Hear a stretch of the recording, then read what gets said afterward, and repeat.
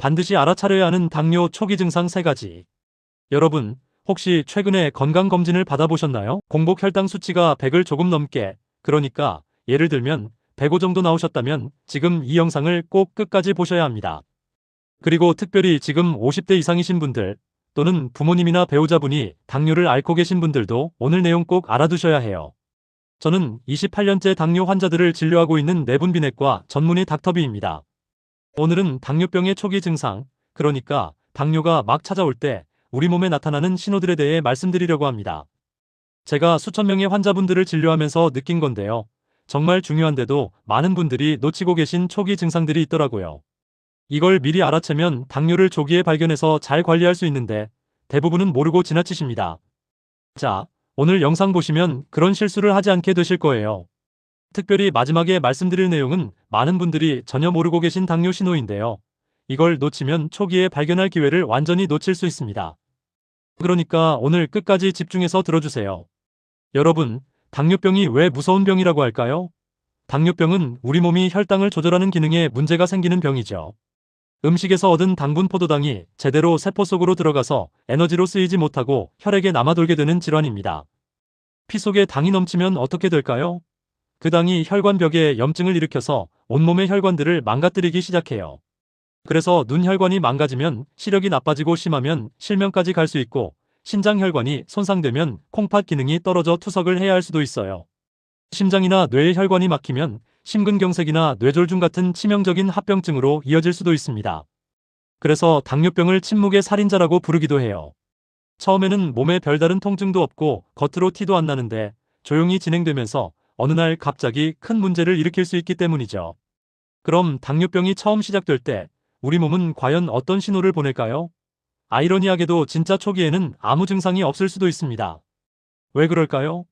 우리 몸이 혈당이 천천히 올라가는데 서서히 적응을 해버리기 때문이에요. 혈당이 조금씩 높아지면 몸도 그 변화에 익숙해져서 한동안은 별다른 이상을 못 느낄 수 있습니다.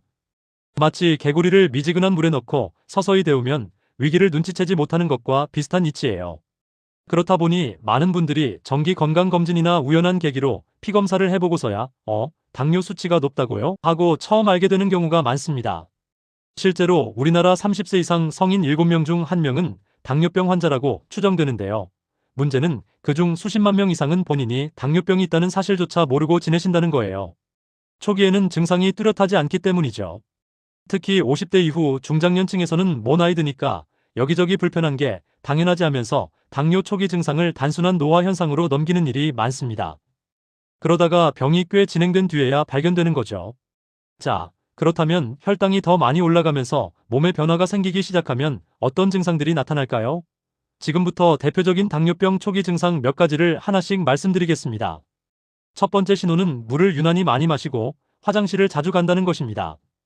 의학적으로는 단뇨 증상이라고 부르죠. 당뇨병이 생기면 피 속에 포도당, 당분이 과도하게 많아지는데요. 우리 몸은 그 높은 혈당을 낮추기 위해 콩팥을 통해 당을 걸러서 소변으로 내보내려 합니다. 피에 설탕이 너무 많으니까 콩팥이 이거 좀 내보내자 하고 작동하는 거예요. 그런데 포도당을 소변으로 배출하려면 물도 잔뜩 같이 나가버려요. 결국 소변량이 평소보다 많아지고 화장실에 자꾸 가게 됩니다. 하루 종일 소변을 자주 볼 뿐만 아니라 밤에도 화장실에 가느라 잠에서 깨는 경우가 잦아져요. 혹시 여러분 중에 밤에 한두 번 이상씩 깨서 소변 보러 가시는 분 계신가요?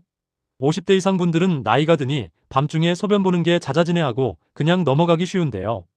물론 나이가 들면 방광 기능 변화로 야간뇨가 늘 수 있지만 당뇨의 신호일 수도 있으니 꼭 의심해 보셔야 합니다. 자, 이렇게 소변을 자주 보게 되면 우리 몸이 어떻게 될까요? 몸 안에 수분이 부족해지겠죠. 물이 자꾸 빠져나가니까 목이 말라서 물을 많이 찾게 됩니다. 그래서 끝없는 갈증, 입이 바싹 마름 이런 증상도 동반돼요. 어떤 분은 물을 그렇게 많이 마셨는데도 이상하게 계속 갈증이 나더라 하면서 병원에 오시기도 해요. 실제 제 환자 중에 58세 이모 씨도 비슷했습니다. 이분이 2달 전부터 물을 달고 산다고 할 만큼 계속 물을 찾고 하루에 물병을 들고 다니면서 몇 리터씩 드셨대요. 그런데도 갈증이 해소가 안 되고 밤에 화장실을 3번이나 가니까 잠을 통 못 주무시는 거예요. 결국 피곤이 누적돼서 병원에 오셨는데 검사해보니 혈당이 300이 넘었어요. 이미 당뇨가 상당히 진행된 상태였죠. 다행히 바로 치료를 시작해서 혈당을 조절하고 나니 그 심했던 갈증과 빈뇨 증상이 싹 사라졌습니다. 이모 씨는 이제 밤에 푹 잘 수 있어서 살 것 같다고 하셨어요. 여러분, 목마름과 빈뇨, 이 두 가지는 당뇨 초기의 가장 흔한 증상입니다. 그냥 날이 더워서 그런가 보다 하고 넘기지 마시고 유난히 이런 증상이 심해졌다 싶으면 꼭 혈당 검사를 한번 해보세요. 두 번째 증상은 식사도 잘하고 입맛도 왕성한데 오히려 체중이 준다는 것입니다. 쉽게 말해 잘 먹고 있는데도 살이 빠지는 현상이에요. 보통 열심히 다이어트하지 않는 이상 살이 빠질 일이 별로 없잖아요. 그런데 당뇨가 생기면 별다른 노력도 안 했는데 몸무게가 줄어드는 경우가 있습니다. 왜 이런 일이 생길까요? 아까 당뇨병은 혈당이 높아지는 병이라고 말씀드렸죠. 혈당이 높다는 건 피 속에 에너지원 포도당이 넘쳐난다는 건데 정작 우리 몸 세포들은 에너지가 부족한 상태가 돼버려요. 피에 있는 당이 세포 안으로 들어가질 못하고 그냥 소변으로 빠져나가 버리니까 세포들은 굶주린 셈이 되는 겁니다. 그러니까 자꾸 뇌에 배고프다, 에너지 좀 달라 신호를 보내요. 그 결과 평소보다 더 많이 먹게 되고 식사하고 나서도 금방 또 배가 고픈 느낌이 들 수 있어요. 그런데 아이러니하게도 먹은 만큼 살이 안 붙어요. 왜냐하면 아무리 많이 먹어도 그 영양분이 다 소변으로 빠져나가 버리니까요. 몸에서는 에너지가 부족하니까 어떻게 해서든 연료를 만들려고 지방과 근육을 분해해서 태워버립니다. 내 몸을 스스로 깎아 쓰는 거죠. 그러니 살이 빠질 수밖에 없습니다. 제 환자 중에 62세 김모 씨가 이런 경우였어요. 이분은 체격이 통통한 편이었는데 몇 달 사이에 5kg 넘게 체중이 줄었더래요. 주변에서 살 빠지니까 보기 좋네 이런 말도 들으셨대요. 본인도 은근히 다이어트 효과를 봐서 기쁘다고 생각하셨대요. 특별히 운동을 한 것도 아니고 식사를 굶은 것도 아닌데 살이 빠지니 뭔진 모르지만 좋다 이렇게 가볍게 여기신 거죠. 그런데 같이 검진을 받은 남편분이 당뇨 진단을 받으면서 혹시 해서 이분도 피검사를 해봤더니 당화혈색 소화일시가 9%가 넘어가는 겁니다. 당뇨가 이미 상당히 진행되어 있었던 거예요. 체중이 줄어든 것도 알고 보니 혈당 조절이 안 되면서 근육이 빠지고 있었던 거죠. 김모 씨는 깜짝 놀라서 살 빠져서 좋아할 게 아니었네요 하셨습니다. 여기에 한 가지 덧붙일 점이 있습니다. 꼭 살이 빠지지 않더라도 유난히 배가 자주 고프고 식욕이 왕성해졌다면 이 또한 당뇨 초기 신호일 수 있어요. 계속 말씀드리지만 세포가 에너지를 제대로 공급받지 못하면 뇌에서 더 먹으라고 신호를 보내거든요. 그래서 식후 한두 시간밖에 안 지났는데 금세 허기지거나 평소보다 식사량이 늘었다면 한번 의심해 보셔야 됩니다. 세 번째 증상은 조금만 활동해도 쉽게 피곤해지고 기운이 없다는 것입니다. 나이 들어서 기운 없어지는 거랑 뭐가 다르냐고요? 물론 체력이 떨어져서 피로감을 느낄 수도 있지만 당뇨 초기 피로감은 좀 양상이 다릅니다. 앞에서 말씀드린 것처럼 당뇨병이 있으면 세포들이 에너지원인 당분을 제대로 활용하지 못해 에너지 부족 상태가 돼요. 마치 자동차의 휘발유는 가득 있는데 엔진에 공급이 안 되는 격이랄까요? 그러니까 엔진이 힘을 못 쓰는 거죠. 몸이 항상 에너지 부족 상태이니 평소 같으면 별로 힘들지 않을 일도 금세 지치고 피곤하게 느껴집니다. 그리고 아까 말씀드린 대로 화장실을 자주 가느라 숙면을 못 취하면 피로가 더 심해지겠지요. 제 환자 67세 최모 어르신이 그러셨어요. 이분은 원래 새벽에 조깅도 다니고 활발하셨는데 몇 달 전부터 아침에 너무 만성 피로를 느끼고 기운이 하나도 없어서 운동을 전혀 못하겠다고 하셨어요. 본인 표현으론 아침에 일어날 때 몸이 천근만근이다라고. 같이 진료실에 온 사모님 부인 말씀은 예전엔 산책도 먼저 나가자고 하시던 양반이 요즘은 맨날 축 늘어져 있다. 걱정된다 하시더라고요. 혹시 해서 피를 검사해봤는데 이분도 혈당이 250 가까이 나왔습니다. 당뇨로 세포들이 에너지를 못 쓰니까 힘이 없었던 거죠. 다행히 식사요법도 하고 약도 쓰면서 혈당을 조절하니 몇 주 지나지 않아 피로감이 많이 개선되셨어요. 본인도 몸이 다시 가벼워진 느낌이라고 하셨습니다. 물론 만성 피로의 원인은 정말 많습니다. 갑상선 문제라든지 간이나 심장의 문제, 우울증 같은 정신적인 원인도 있을 수 있어요. 하지만 특별히 이유 없이 계속 피곤하고 나른하고 힘이 든다면 꼭 혈당 체크를 한번 해보시는 게 좋습니다. 나이가 들면 어느 정도 기력이 떨어지긴 해도 그런 변화는 서서히 일어나는 거지 몇 달 새에 갑자기 축 처질 정도로 피곤해지는 건 정상적인 노화만은 아닐 수 있으니까요. 자, 이렇게 당뇨병 초기의 세 가지 대표 증상, 다음 단요, 다식살 빠짐, 그리고 피로감에 대해 살펴봤습니다. 정리해보면 물을 많이 마시고 소변을 자주 본다, 잘 먹고 있는데도 체중이 준다, 몸이 쉽게 피곤하고 나른하다 이게 전형적인 신호들이에요. 그런데 여기서 끝이 아닙니다.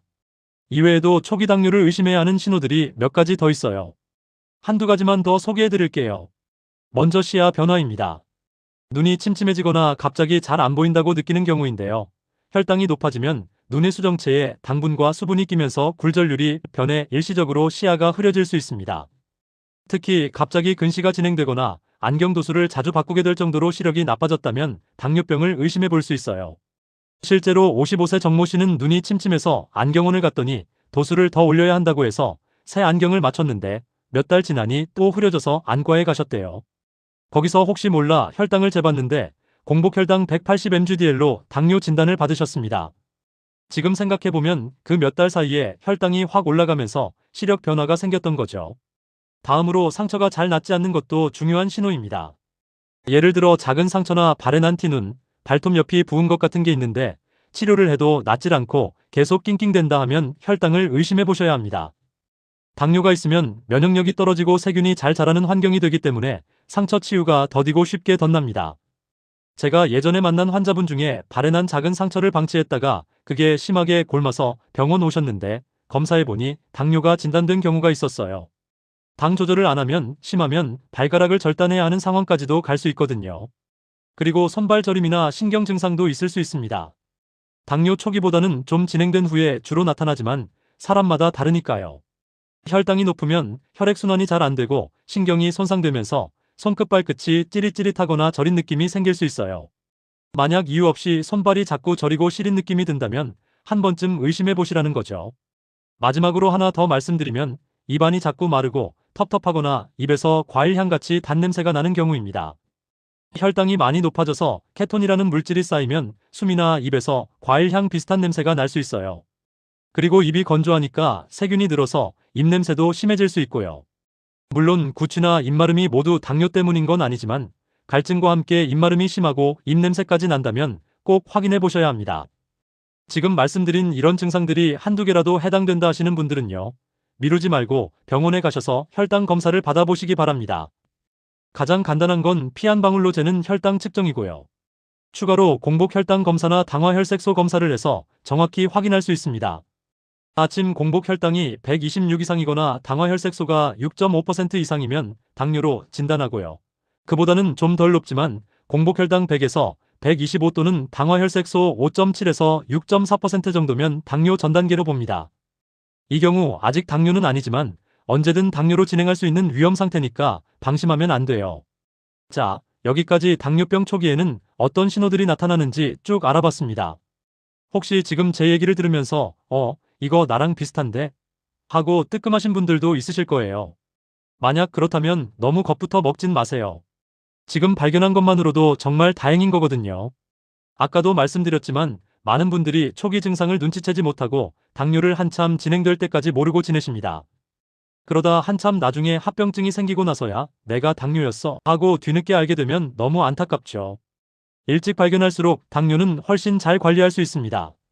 제가 진료하면서 느낀 게 초기 몇 년 동안 혈당 관리가 제대로 되느냐 아니냐에 따라 환자분들의 향후 10년, 20년 건강이 달라지는 경우를 많이 봤어요. 실제 서울아산병원 연구 결과를 보면 당뇨병이 생긴 초기부터 혈당을 열심히 조절한 환자들은 합병증 발생률이 20에서 30% 이상 낮아졌다는 보고가 있습니다. 그런데 이미 당뇨를 오래 앓은 분들이 뒤늦게 열심히 관리해도 합병증 발생을 크게 줄이지는 못했다고 해요. 왜냐하면 이미 혈관 손상이 진행된 뒤였기 때문이죠. 이 말은 곧 지금이 정말 중요하다는 뜻입니다. 아직 합병증 생기기 전에 당뇨 전 단계나 초기 당뇨 상태에서 혈당을 잘 잡아두면 나중에 큰 탈 없이 건강하게 지낼 확률이 높아진다는 거예요. 제가 진료했던 환자 한 분 이야기를 더 드릴게요. 60대 초반의 강모 씨는 건강검진에서 공복혈당 108이 나와서 당뇨 전 단계라는 말을 들으시고 저를 찾아오셨어요. 아버지가 당뇨 합병증으로 고생하시다 돌아가신 걸 지켜봤기 때문에 본인은 당뇨로 자식들에게 폐를 끼치고 싶지 않다며 걱정을 많이 하셨습니다. 눈물이 글썽글썽 하시더라고요. 제가 지금까지 말씀드린 이런 초기 생활관리 내용들을 하나하나 열심히 설명해드렸어요. 특히 밀가루 음식, 흰쌀밥, 설탕 들어간 음식 끊기 같은 식습관 개선을 강조했습니다. 강수진 씨는 제 조언을 정말 성실하게 따라주셨어요. 밀가루로 된 빵이나 면은 일절 끊고 쌀밥 대신 현미밥에 보리콩 섞은 잡곡밥 드시기 시작했고요. 설탕 들어간 달달한 음료나 간식은 완전히 끊고 지내셨습니다. 또 식사 순서도 제가 알려드린 대로 채소부터 드시고 다음에 단백질 반찬, 마지막에 밥을 드시려고 노력했어요. 매일 저녁 식사 후에는 30분 걷기 운동도 빼먹지 않고 하셨고요. 이렇게 6개월을 보내고 다시 검사를 해봤는데 와, 공복 혈당이 98로 떨어져서 완전히 정상 범위가 된 거예요. 당화 혈색소도 5.6%로 정상화됐고요. 강모 어르신 정말 기뻐하시면서도 한편으론 믿기지 않아 하셨어요. 선생님, 이 정도면 저 당뇨 안 걸리고 계속 지낼 수 있는 건가요? 제발 자식들한테 짐이 되긴 싫어요. 이렇게 말씀하시길래 제가 그랬습니다. 어르신, 지금처럼만 쭉 관리하시면 100세까지도 건강하게 사실 수 있습니다. 절대 짐이 되지 않으실 거예요. 그랬더니 이분이 제 손을 덥석 잡으면서 정말 감사합니다 하시는데 저도 좀 울컥하더라고요. 저는 의사로서 이런 순간이 가장 보람됩니다. 여러분, 당뇨 전 단계라고 해서 아직 당뇨병도 아닌데 뭐라고 대수롭지 않게 여기시면 절대 안 됩니다. 이 시기가 골든타임이에요. 이때 식습관, 생활습관 제대로 잡으시면 당뇨로 진행되는 걸 막을 수 있습니다. 방금 말씀드린 강모 씨가 그 살아있는 증거예요. 혹시 지금 당장은 혈당이 경계선 정도라 약도 안 주고 그냥 지켜보자 이런 소리를 들으신 분들 지금 시작하셔야 합니다. 식단 바꾸시고 운동 시작하시고요. 절대 늦지 않았어요. 자, 이제 당뇨 초기 증상과 조기 발견의 중요성에 대해 충분히 말씀드렸으니 마지막으로 당부드리고 싶은 관리 요령 몇 가지를 짚어드릴게요. 우선 식습관입니다. 제가 지난 영상에서도 강조드렸지만 당뇨 관리의 가장 기본은 식단 조절이에요. 어떤 분들은 당뇨약은 한두 알 드시면서 TV에서 좋다더라 하는 건강보조식품은 10종류씩 사드시는 경우가 있어요. 그런데 그런 보조제들은 말 그대로 보조일 뿐이고 과학적으로 혈당을 낮추는 효과가 확실한 건 약과 식이요법, 운동 이렇게 3가지입니다. 비싼 건강식품에 너무 의지하지 마시고요. 오히려 그 돈으로 좋은 식재료 사드시는 게 나아요. 당뇨 초기든 만성이든 절대로 피해야 할 음식 3가지가 있습니다. 첫째는 밀가루로 만든 음식이에요. 빵, 떡, 면 같은 거요. 이미 지난 시간에 자세히 설명드렸지만 이런 음식들은 당지수지I가 아주 높아서 혈당을 롤러코스터처럼 급격히 올렸다 내렸다 합니다. 당뇨 환자에겐 최악이죠. 둘째는 흰쌀밥입니다. 맨밥 좋아하시는 우리나라 분들 많은데 당뇨 있으시면 반드시 현미밥이나 잡곡밥으로 바꾸셔야 해요. 흰쌀밥은 금방 소화돼서 혈당이 훅 치솟지만 현미나 잡곡은 식이섬유 덕분에 서서히 소화되니까 혈당이 훨씬 안정적으로 오릅니다. 셋째는 설탕이 많이 든 음식입니다. 탄산음료, 과자, 달달한 커피 믹스, 이온음료 이런 건 설탕 범벅이니까 절대 멀리하세요. 혹시라도 믹스커피 하루에 서너 잔 드시는 분 계신가요? 아주 나쁘다는 거 명심하시고 오늘부로 블랙커피나 녹차로 갈아타시기 바랍니다. 자, 이렇게 피해야 할 것들을 말씀드렸고요. 그럼 무엇을 먹느냐도 중요하겠죠.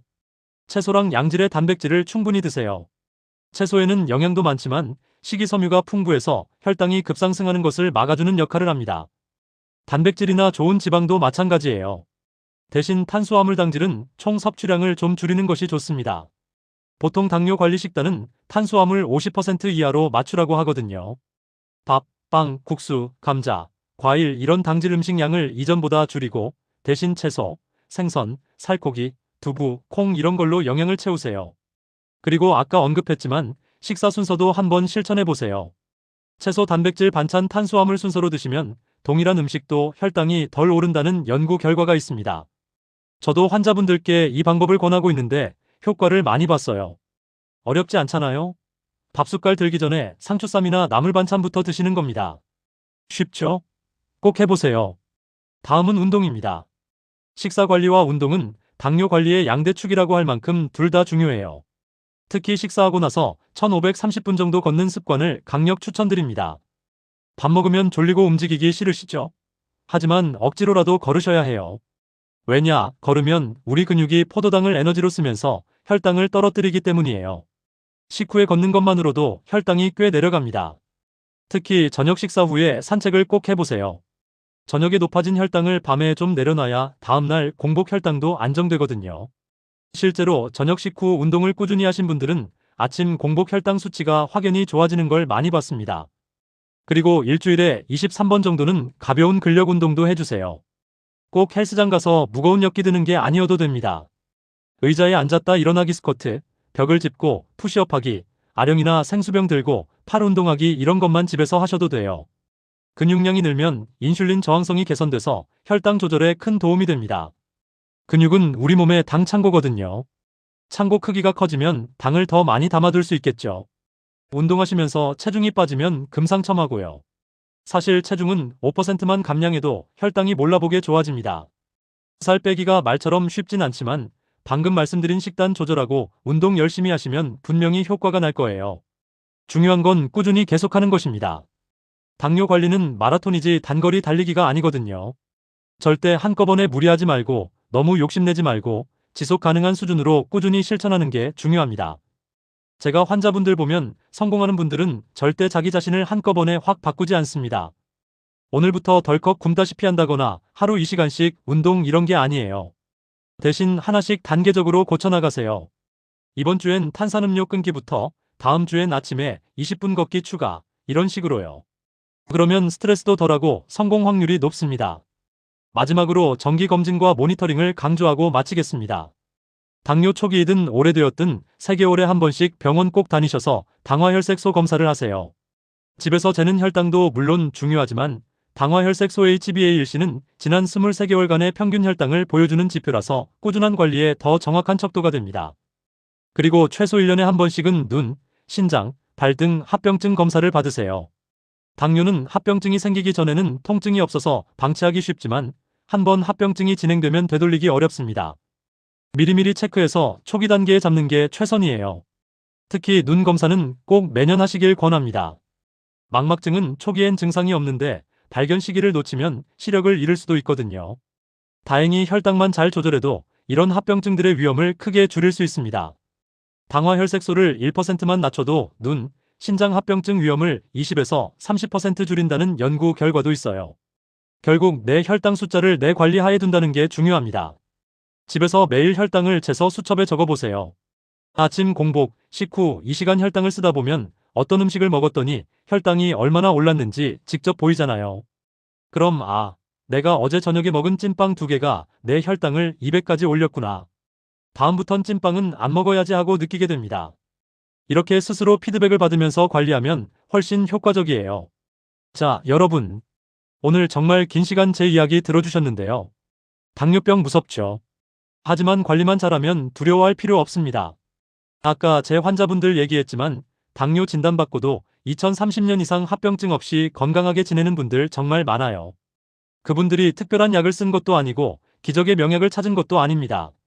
그냥 제가 오늘 말씀드린 기본 수칙들을 성실하게 실천하신 거예요. 매일 혈당 재고 기록하고 약 빠뜨리지 않고 드시고 음식 조절하고 꾸준히 운동하고 별거 아닌 것 같지만 가장 확실한 방법입니다. 당뇨 관리의 비법은 특별한 데 있는 게 아니라 기본에 충실하는 데 있다는 걸 꼭 기억하세요. 제가 오늘 강조한 내용 한 번 더 요약해 드릴게요.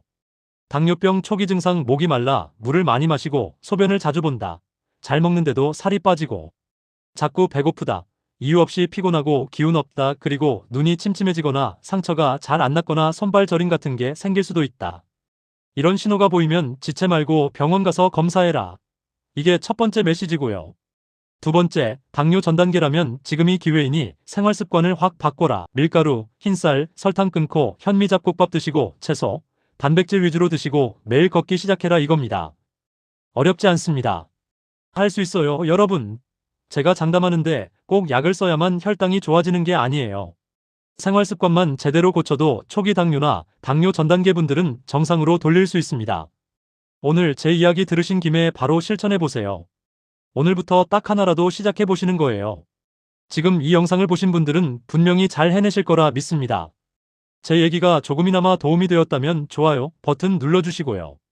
또 댓글로 궁금한 점이나 본인의 경험담을 공유해 주세요. 여러분의 이야기가 또 다른 분들에게 큰 힘이 되고 정보가 될 거예요. 그리고 가족 중에 당뇨 초기 증상을 의심할 만한 분이 계시다면 이 영상 꼭 보내주세요.